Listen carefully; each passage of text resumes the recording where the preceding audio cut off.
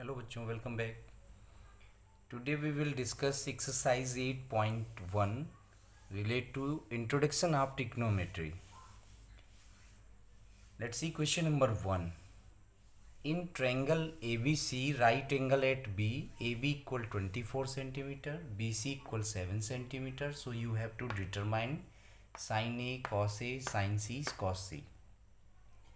Before it, if you have not watched my video introduction part of first and part second, so first all of you will watch that, then after you will solve this exercise. Question 1, ABC is right angle at B. So first you draw a right angle triangle. When you discuss about the trigonometrical ratio, simply question belong to a right angle triangle with acute angle. So in each and every question you have to draw a right angle, एक separate type का right angle बनाना है.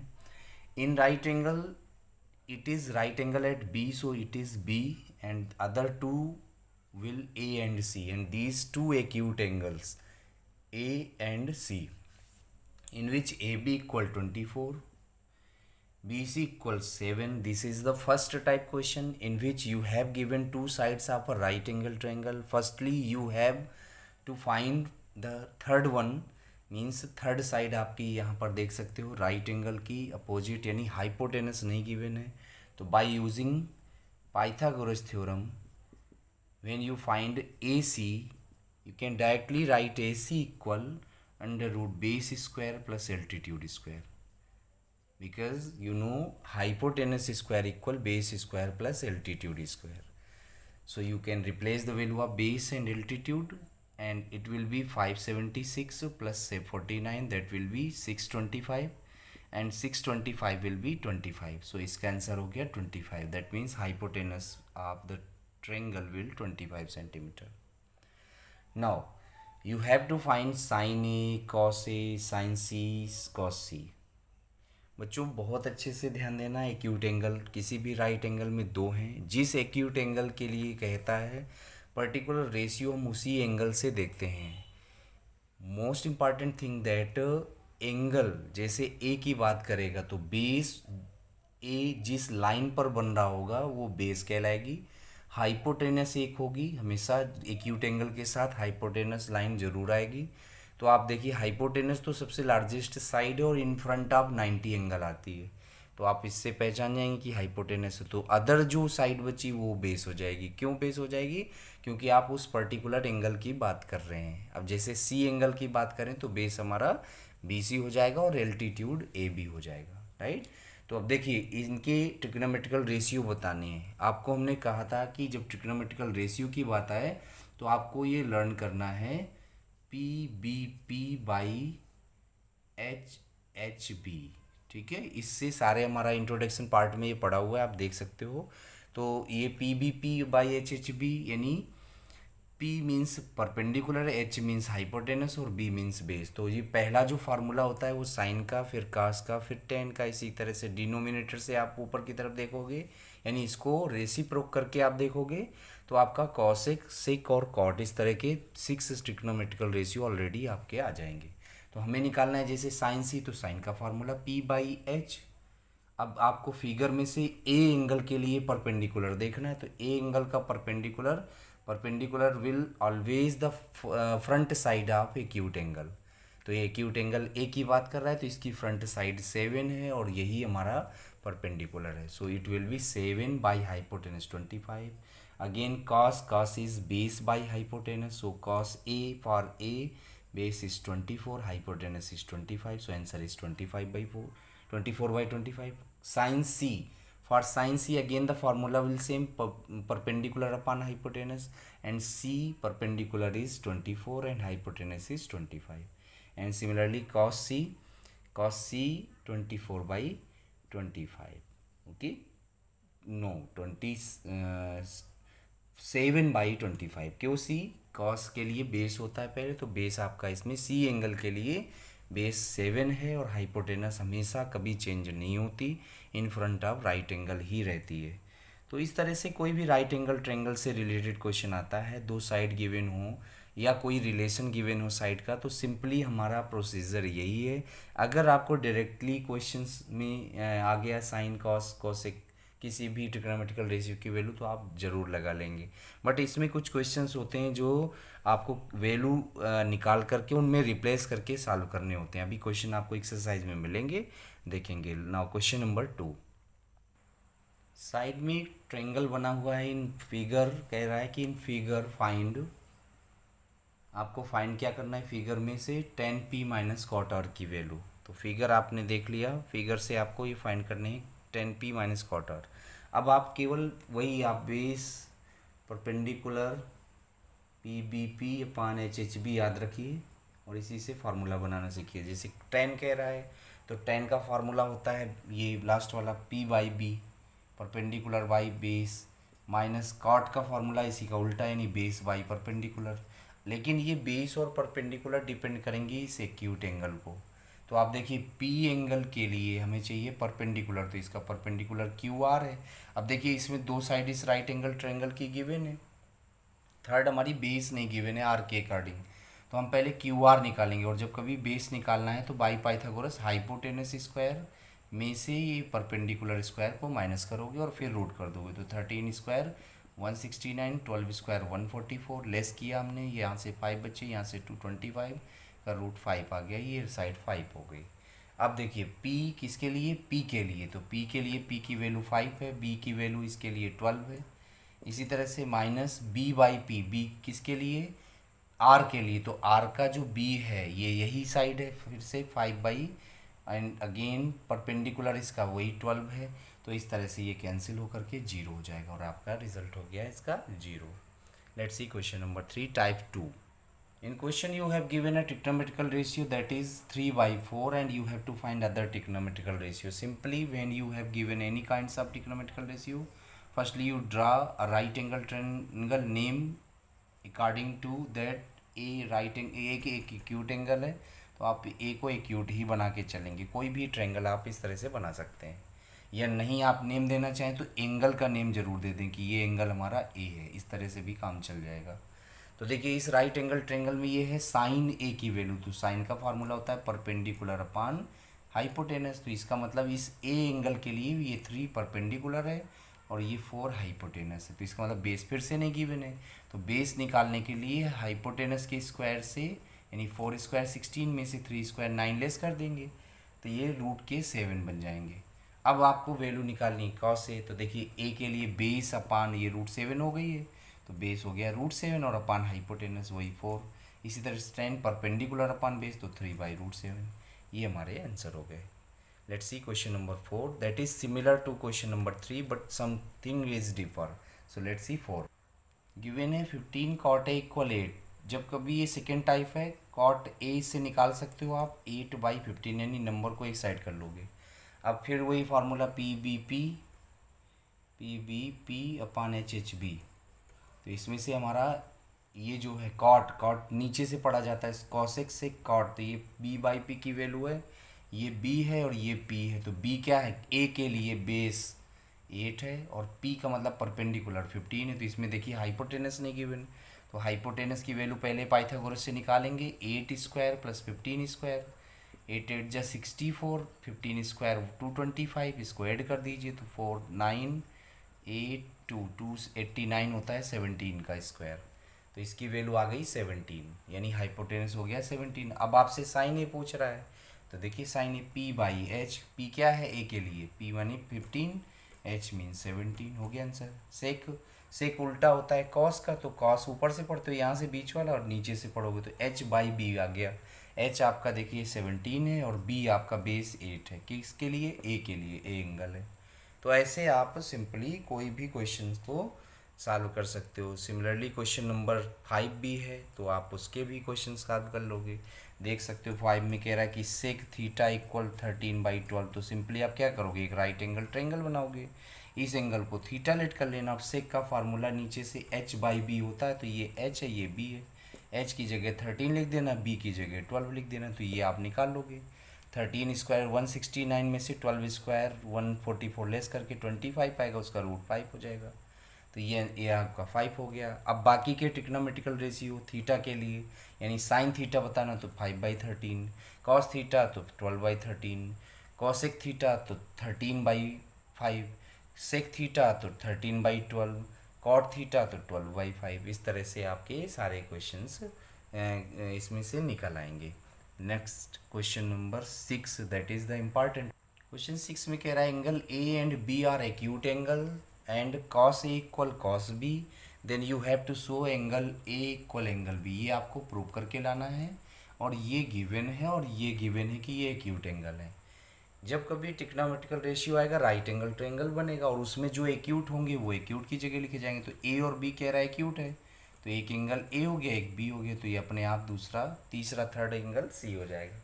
Right angle triangle बन गया। अब देखिए cos A equal cos B, फार्मूले के according P B P by H H B. देखिए इसका मिडिल वाला कॉस होता है, तो बी बाई एच की वैल्यू किसके लिए, ए के लिए। ए के लिए बेस आपका ए सी है और हाइपोटेनस ए बी है। इसी तरह से दूसरा बी के लिए, तो बी के लिए फिर से वही, बी के लिए बेस बी सी है और हाइपोटेनस आपकी फिर से वही ए बी है। तो देखिए दोनों पार्ट में ये बेस कट गया, तो आपकी ये आ गई ए सी इक्वल बी सी। और किसी ट्रायंगल में जब दो साइड इक्वल होती हैं, आपको पता है उनसे बनने वाले एंगल इक्वल होते हैं। So hence we can say angle A equal angle B by isosceles property. Now question number 7, look at question is cot theta equal 7/8, then you have to find the value of these two। देखिए एक trigonometrical ratio given है, same procedure, एक right angle triangle बन गया, ये angle theta हो गया। Cot का formula P B P by H H B, लिखा रहने देते हैं, इसको बार बार रब करना पड़ रहा है।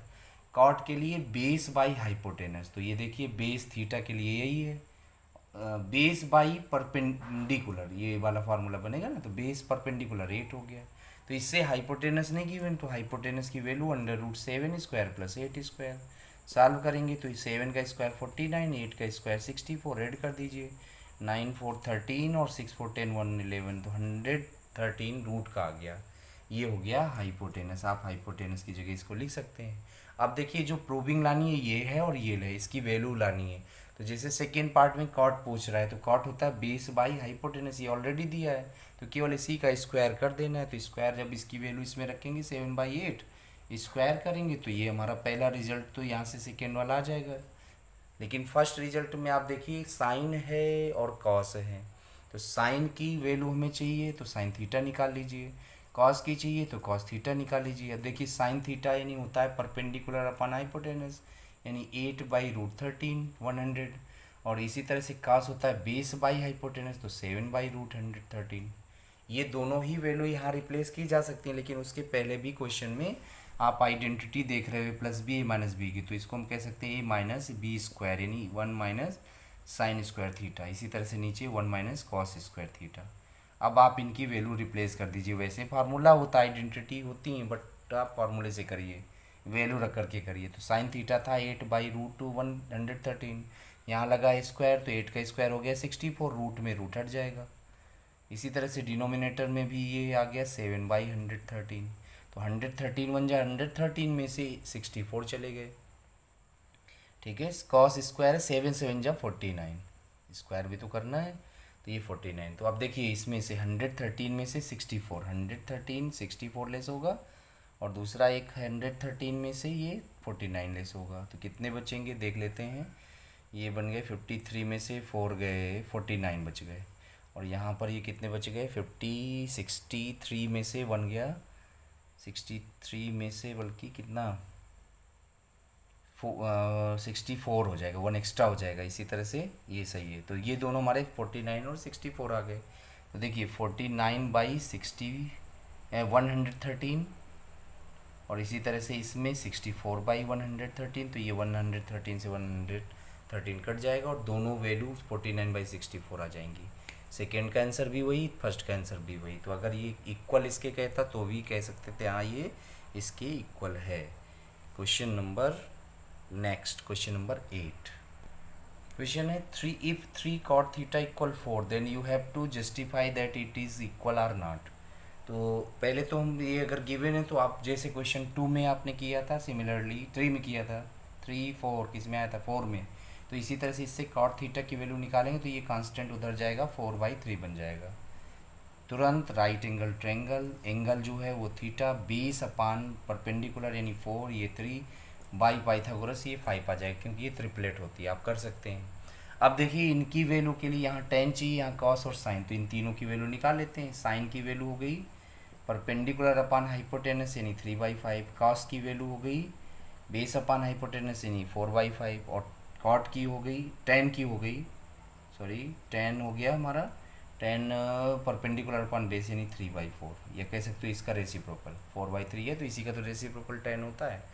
रिप्लेस करिए वैल्यू, 10 की वैल्यू 3/4 यहाँ रखेंगे और स्क्वायर करेंगे तो 3/4 पहले लिख करके ऐसे स्क्वायर, यहाँ भी ऐसे लिख करके स्क्वायर। अब आप चाहें तो ये काम डायरेक्टली कर लें, इधर कॉस का है 4/5, यहाँ स्क्वायर लगा है तो 4/5 आप स्क्वायर माइनस 3/5 आप स्क्वायर, क्योंकि साइन थीटा की वैल्यू 3/5 है। अब इनको सॉल्व करते हैं, इनका स्क्वायर 3 3 9, 4 4 16, एलसीएम 16 आया तो 16 माइनस 9 ऊपर बन गए। इसी तरह से नीचे भी 16 आया, 16 प्लस 9 यहाँ पर बन गए, तो ये 16 से ये 16 कैंसिल।